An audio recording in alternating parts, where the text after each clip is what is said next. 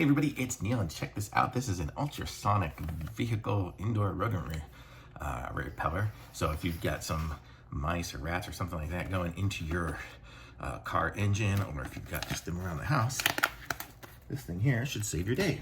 Let's see if I can open it.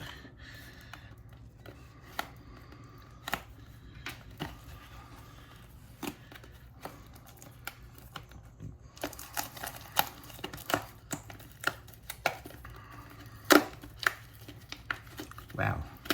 Okay. There we go. So let's see what we got inside the box. We have a bunch of wires and zip ties.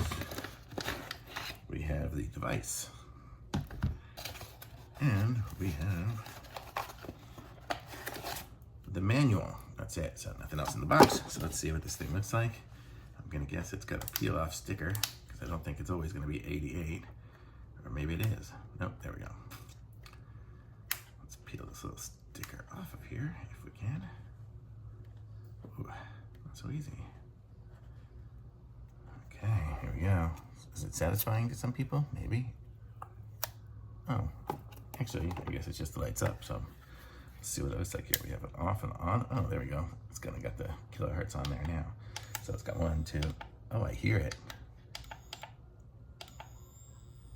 I hear the noise. I don't know if you guys can hear it. Oh, and then it's got flashing too. Very cool.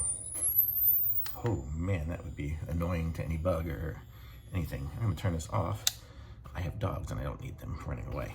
But so that's what it looks like and stuff. And I guess you can wire it into your automobile with the plugs here. So you have the plugs and wiring. I'm gonna guess it's gonna go into the 12-volt system in it that way. And it comes with obviously rechargeable batteries. And here is a USB connector, so you could just hook it up with USB, which is more likely what I would do, and just plug it in when it needs it.